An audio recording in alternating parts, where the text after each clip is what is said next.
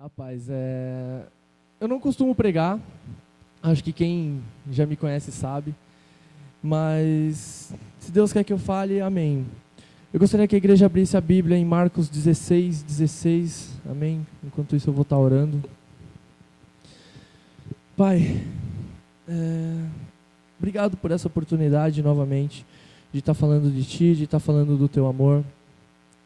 Eu te peço, Deus, abre os nossos corações, abre o nosso entendimento, que tudo aquilo que for falado neste lugar, que seja da Tua vontade, que tudo aquilo que nós fizermos neste lugar, Pai, assim como tem sido, que seja da Tua vontade também, Deus. Eu te peço, Espírito Santo, toca no coração de cada um dos Teus filhos, Pai, para que eles possam Te ouvir e que a palavra possa entrar no coração deles, que eles possam entender, Pai, a Tua palavra e aquilo que quer ser dito, Deus. Te peço, Senhor, que diminua o eu, e que o Senhor venha crescer, Pai. Que a vida deles, Pai, possa ser verdadeiramente mudada, não pelas minhas palavras ou por aquilo que eu disser, Deus, mas por aquilo que o Senhor disser nessa noite, Deus. É o que eu te peço e te agradeço no nome de Jesus. Amém. Primeira coisa, eu só queria dar um aviso de que eu acabo falando um pouquinho rápido, então, pelo nervosismo, se eu falar muito rápido, por favor, alguém levanta a mão e me dá um toque, amém? Já tem algum tempo, eu estava orando e eu tinha perguntado para Deus como nós podemos vencer um inimigo, como nós podemos lutar numa batalha contra o inimigo.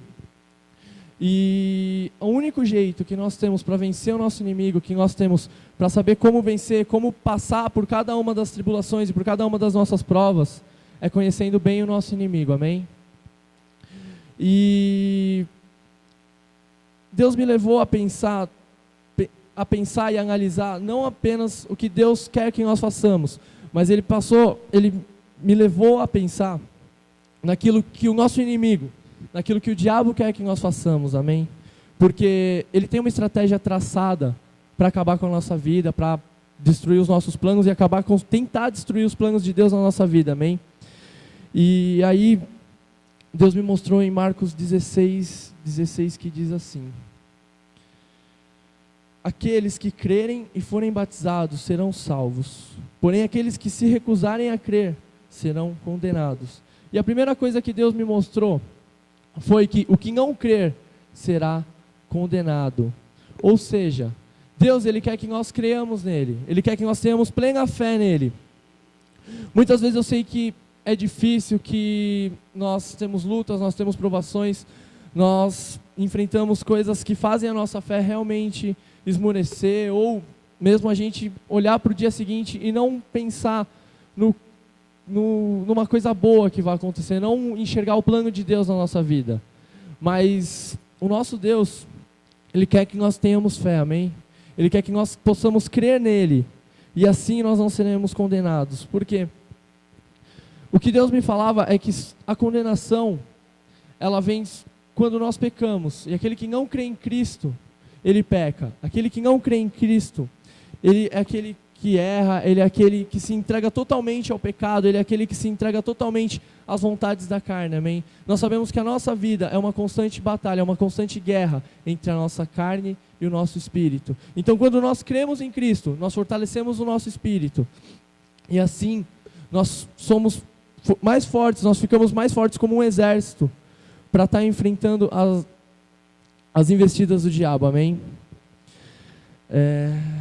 Só um segundo. Amém. No verso 17, diz assim: e aqueles que crerem utilizarão a minha autoridade para expulsar demônios e falarão em novas línguas. Amém?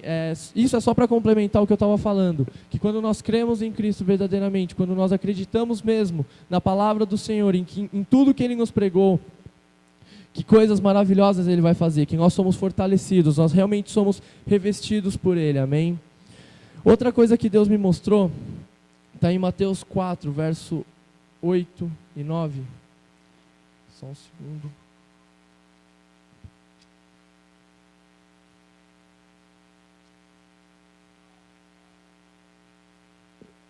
Amém. Em Mateus 4, quando Jesus é batizado, é levado ao deserto, e ele é tentado por Satanás, amém? E o verso 8 e o verso 9, ele diz assim: A seguir, o diabo levou Jesus a um monte muito alto e mostrou-lhe nações do mundo e toda a glória deles. Eu lhe darei tudo isso, disse ele, se você ajoelhar-se e me adorar. A segunda coisa que Deus me mostra que o inimigo ele quer fazer nas nossas vidas hoje, que ele quer tomar nas nossas vidas hoje, além da nossa fé em Deus, de nós acreditarmos em Deus e assim sermos fortalecidos, é a nossa adoração. Muitas vezes nós temos a oportunidade de adorar, nós temos a oportunidade de estar ali levando adoração a Deus, de poder estar louvando a Deus, e nós não fazemos isso, amém? Nós perdemos um tempo precioso não fazendo isso. Muitas vezes as pessoas me perguntam assim, Dani, mas como é que eu posso adorar a Deus?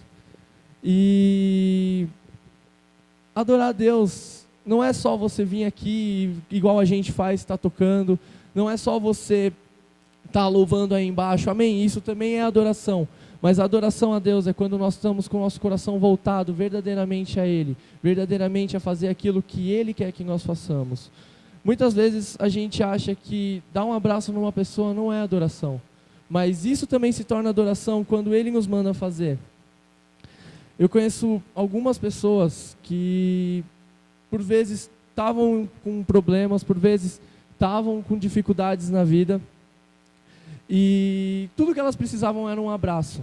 E elas vieram para a igreja, e Deus tocou no coração de alguém, e essa pessoa foi lá e abraçou esse irmão que estava com um problema. E no fim do culto, o testemunho era, eu precisava de um abraço. E eu sei que foi Deus que te levou a me abraçar. Então, a adoração, ela pode ser sim, ela vai vir sim, nas coisas maiores, como louvar, como tá adorando aqui em cima, mas ela também vem nas coisas pequenas. Uma coisa que muitas vezes a gente se esquece, muitas vezes a gente não faz, é ler a Bíblia. E a gente se esquece que isso também é adoração. A Bíblia, ela é um manual deixado por Deus para nós, amém? É um manual de como nós podemos viver e como nós devemos viver. E eu creio que Ele deixou a Bíblia com muito carinho. Eu creio que tudo que está escrito aqui foi com muito amor e com muito carinho que Deus mandou que escrevessem, que aconteceu. E é tudo isso por nosso bem. E uma coisa também que nós podemos fazer para adorar é estar lendo a Bíblia, amém? Muitas vezes a gente acha que não, mas a leitura da Bíblia, ela nos faz crescer, ela nos deixa mais forte. E isso também é uma adoração. Quando nós estamos lendo a Bíblia, o nosso coração ele realmente está voltado a Deus. Eu, pelo menos, eu não consigo ler distraído. Eu tenho um grande problema que se eu ler distraído eu não vou entender. Então, quando eu estou lendo a Bíblia, o meu coração está totalmente voltado a Deus. E a nossa adoração tem que ser isso. Quando nós estivermos fazendo as coisas, quando nós estivermos orando, quando nós estivermos conversando com as pessoas, que tudo isso seja adoração, que tudo isso seja para a glória de Deus, amém? Outra coisa que o diabo tenta fazer também na adoração é roubar essa adoração de Deus. Desde o começo dos tempos, ele vem buscando tomar o lugar de Deus. E muitas vezes ele tenta tomar o lugar de Deus nas nossas vidas, amém? Ele tenta tomar aquilo que Deus quer fazer nas nossas vidas. Muitas vezes o nosso tempo que nós teríamos para adorar a Deus, a gente está adorando a um amigo, ou a gente está adorando a uma coisa, ou a gente está adorando a fazer algo. E isso é algo que eu creio que entristece a Deus, amém? E além desse fator de nós temos a nossa adoração roubada, nós permitimos que a nossa adoração seja roubada, existem outras coisas que deixam Deus triste, que entristecem o coração de Deus, amém? Em Provérbios 6,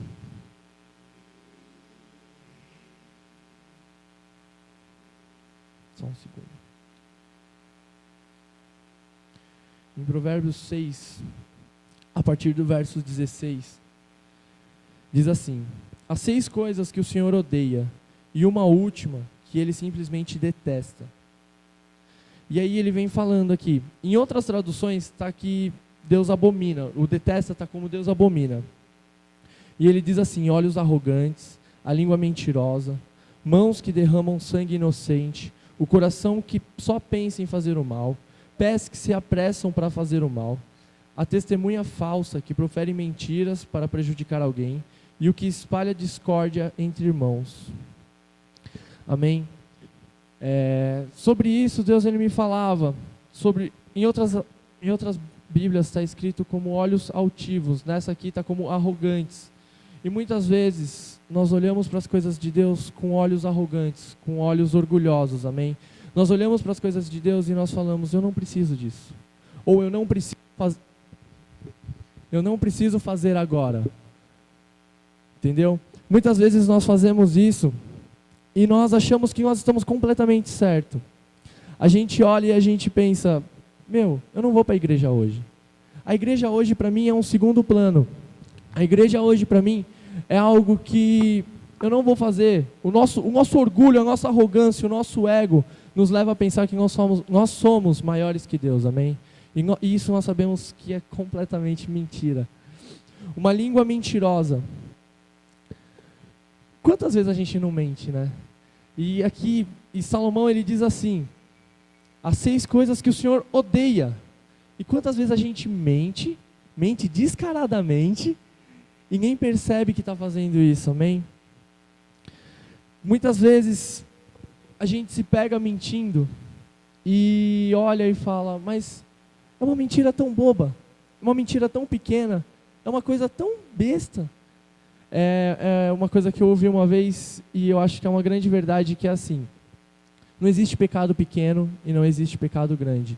Nós sabemos que a mentira é um pecado, então da mesma maneira, não existe uma mentira pequena e não existe uma mentira grande, amém? Às vezes a gente tenta justificar o nosso erro. Às vezes a gente tenta justificar o nosso erro e falar que está mentindo porque, eu estou mentindo que é para o fulano não ficar triste, ou eu estou mentindo que é para ele não ficar bravo. Mas será que vale mais a gente deixar Deus triste e a pessoa feliz? Ou deixar a pessoa, por mais que ela vá ficar triste por alguns dias, ela vai ficar triste ali e vai passar, e ela vai entender que é a verdade. Amém? O próximo item, o derramar, as mãos que derramam sangue inocente. E isso, eu olhei assim, eu falei, Deus, eu nunca matei ninguém. E ele falou para mim, beleza, você nunca matou ninguém, mas quantas vezes a gente não mata um sonho de uma pessoa? Quantas vezes a gente pega uma coisa que é tão inocente, ainda mais quando a pessoa é uma criança, né? A criança quer ser astronauta, a criança quer ser caçador de dinossauro, e a gente vai lá e mata esse sonho da criança. Quantas vezes a gente não mata um inocente? Eu conheço pessoas e eu já vi casos, minha namorada é psicóloga e ela me conta algumas coisas que ela lê, e ela me contou de um caso que a pessoa, quando era criança, sofreu um trauma sobre um sonho que ela tinha. E desde então ela criou um complexo dentro dela e ela não conseguia mais se desenvolver. Ela criou uma depressão, ela começou a se fechar.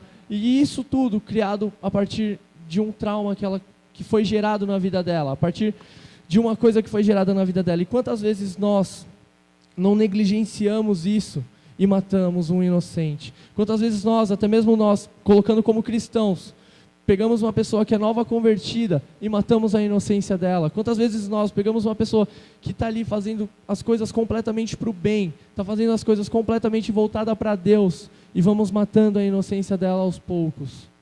Sabe, esse sangue, essa mão que derrama o sangue inocente, eu acho que de todos os itens que estão nessa lista, a mentira, o olho orgulhoso, talvez um ou outro nós não façamos, mas essa mão que derrama o sangue inocente, muitas vezes a gente faz, e faz sem perceber. E isso também entristece o coração de Deus. E isso é uma coisa que o diabo quer que nós façamos. Quanto mais itens dessa lista você ticar e estiver fazendo, irmão, fique esperto, porque você está atendendo mais ainda a vontade do inimigo, amém? O próximo item.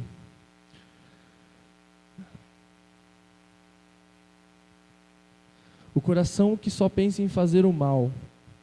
E em outras Bíblias está escrito o coração que faz planos perversos. E, bom, falando dentro da nossa sociedade, eu não preciso nem comentar que fazer isso é errado, né? Acho que todo mundo já sabe, aqui todo mundo é adulto, todo mundo já sabe que fazer isso é errado. Mas é aquele negócio de eu vou dar o troco, sabe? Às vezes a gente olha assim e fala... meu, fulano chutou meu pé hoje, amanhã eu vou pisar no dele. E não é isso que Deus quer pra gente, amém? Jesus, ele nos ensina que quando nós tomamos um tapa numa face, que nós possamos dar a outra, para que a pessoa bata. Eu sei que é difícil, muitas vezes a gente mesmo, eu estou falando aqui, isso serve para mim também, porque muitas vezes a gente mesmo não cumpre isso. Muitas vezes a gente toma um empurrão, ou alguém fala alguma coisa que deixa a gente nervoso, e a gente já responde na mesma moeda. Quantas vezes, até eu com os meus pais, que eu acho que são as pessoas que eu mais convivo, quantas vezes eles falam alguma coisa que eu não gosto, eu já fecho a cara e já respondo na lata ali, e eu vejo que isso deixa eles tristes. Eu vejo que isso é uma coisa que afeta eles e deixa eles tristes. Da mesma maneira eles fazem comigo, mas se a gente que é humano fica triste com isso, eu imagino o coração de Deus, que Ele colocou a gente dentro da nossa casa, dentro da nossa família, ou dentro do nosso trabalho, dentro da nossa faculdade, para levar o amor, para levar o bem, para levar aquilo que é bom para as pessoas, e a gente nega isso, a gente nega essa oportunidade que Deus nos dá de fazer o bem, e prefere simplesmente fazer um plano e ir lá e agir de mau caráter com a pessoa, e simplesmente responder na hora, e simplesmente dar o troco para ela. E muitas vezes a gente sabe que esse troco é errado, né? A gente sabe que não deveria ter feito. O próximo item da lista é sobre os pés que correm para fazer o mal, que se apressam para fazer o mal. E sobre isso, Deus ele me falava que muitas vezes nós não temos a mínima pressa para vir para a igreja, nós não temos a mínima pressa para ler a Bíblia, mas a gente tem uma pressa enorme, uma pressa gigantesca para ir para casa para assistir a novela, ou para ir para casa para poder no caminho ir fofocando do irmão, ou para ir para casa e ir no caminho ir falando alguma coisa que não convém de Deus, amém? Muitas vezes nós temos pressa, mas não é uma pressa para correr para a vontade de Deus, é a pressa de sair para fazer a nossa vontade, a pressa de sair para fazer aquilo que agrada ao nosso coração. O apóstolo Paulo ele diz que quando quero fazer o bem, o mal já pratiquei. E isso eu enxergo como a mesma coisa que Salomão diz aqui, que nós nos apressamos para fazer o mal. Ou seja, quando a gente está pensando em fazer aquilo que é bom para Deus, a gente já foi lá e tomou um caminho totalmente diferente, a gente já foi lá e se desviou totalmente da vontade do que Deus tinha para nós. A gente já se desviou daquilo que era para nós fazermos para agradar a Deus, amém? O próximo item é a testemunha falsa, que profere mentiras para prejudicar alguém. Para prejudicar alguém, amém. É isso? Isso. Amém. Desculpa. A testemunha falsa. Irmãos, ninguém aqui é maior que ninguém, amém? E sobre a testemunha falsa, muitas vezes, assim como nós temos os olhos arrogantes, os olhos orgulhosos para agir com Deus, muitas vezes a gente olha para a pessoa que está do nosso lado e a gente pensa, eu tenho que ser melhor do que ele. A gente pensa, eu tenho que ser maior do que ele, ou pelo menos eu tenho que mostrar isso. E quantas vezes a gente pega e não conta algo de errado, e não conta uma mentira. Às vezes alguém chega para você e fala assim, cara, eu bati o carro. E aí, isso que a pessoa te conta, que ela bateu o carro, quando você vai contar para alguém, você conta assim, o fulano bateu o carro porque ele estava olhando para a mulher do lado. Sabe? E isso, com certeza, com toda a certeza do mundo, isso não agrada a Deus, amém? Nós temos o hábito de aumentar um pouquinho as coisas, sabe? De deixar as coisas um pouquinho mais bonitas. Ou seja, se eu falei que ele bateu o carro porque ele estava olhando para a mulher do outro, eu já estou condenando ele, eu já estou julgando ele, eu estou contando uma mentira, e além de tudo isso, eu ainda estou colocando que eu não faço esse tipo de coisa. Eu ainda estou colocando que eu não peco. Enquanto Jesus ele nos diz que antes de tirar o cisco que há no olho do seu irmão, tira primeiro a clave que tem no seu. Então, antes da gente estar falando dos outros, antes da gente levantar uma testemunha falsa sobre a vida dos outros, que a gente possa olhar para a nossa própria vida e estar analisando isso, amém? Que a gente possa olhar para tudo que a gente faz, não só dentro da igreja, não só na nossa vida cristã, mas em tudo que a gente faz, e analisar se a gente está fazendo certo, dentro da nossa casa, dentro do nosso emprego, dentro dos nossos estudos, dentro de qualquer meio social que nós vivemos, que a gente possa olhar e se analisar e falar, eu estou fazendo certo? Eu estou agindo da maneira que Deus quer, ou eu estou sendo uma testemunha falsa? Uma testemunha falsa também é aquele falso crente, aquele que fala, cara, eu sou crente, eu amo a Deus, eu vivo as coisas de Deus, mas quando ele sai da igreja, ele já está falando palavrão, ele já está olhando para a mulher que passa na rua, ou a mulher já está olhando para o cara que passa na rua, ele já está ali invejando as coisas dos outros, ou ele simplesmente tem vergonha de falar que é cristão, amém? E Cristo ele nos diz que aquele que se envergonhar dele, no dia do julgamento, ele também vai se envergonhar de nós. Então que nós possamos não ser essa testemunha falsa, mas sermos um verdadeiro testemunho de Cristo na terra. E a última coisa, a sétima coisa, que é o que Deus abomina, é o que espalha discórdia entre irmãos. E isso eu acho que é um grande problema que nós temos tanto na nossa vida secular, vou colocar assim, como dentro de igrejas, amém? Em outras palavras, o que espalha discórdia entre os irmãos é o fofoqueiro. É aquele crente fifi. Sabe aquela pessoa que quer falar dos outros e cria assunto para falar dos outros? Desculpa, fofoca não, comentários, tá?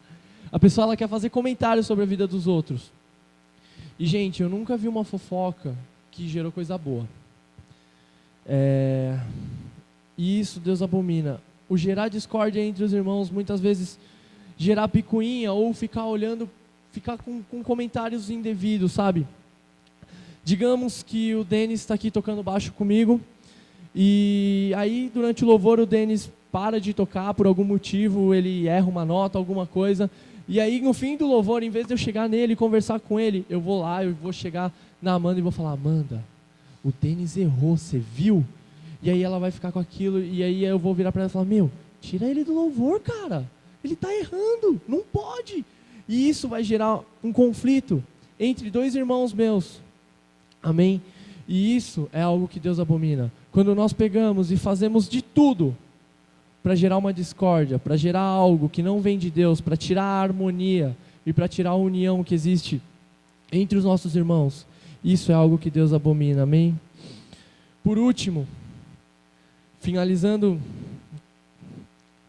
tudo isso, eu falo um pouquinho rápido, eu falo pouco, mas finalizando tudo isso que o diabo quer de nós, amém? Tem uma coisa que ele não quer que nós façamos de modo algum, que é que nós possamos estar fortes, amém? E como é que nós ficamos fortes? Nós buscamos a Deus, nós nos sujeitamos a Deus e resistimos ao diabo. Eu creio que todo mundo já ouviu isso muitas vezes aqui, mas essa é a maneira mais fácil e mais rápida de um crente ficar forte. Nós nos sujeitarmos a Deus e nós não cumprirmos a vontade do diabo aqui. Eu citei para vocês algumas coisas que nós fazemos assim, e eu acho que são as coisas mais comuns de nós fazermos, que agradam o diabo e não agradam a Deus, mas eu acho que a maneira mais forte da gente fazer a vontade de Deus e mais simples é nós amarmos os nossos irmãos, nos sujeitarmos a Deus, fugirmos do diabo e nos fortalecemos na fé, amém? Nos fortalecemos em jejum, nos fortalecemos lendo a Bíblia e buscando a Deus em todo o tempo, amém, irmãos? Era isso que eu tinha para falar hoje e amém, é isso.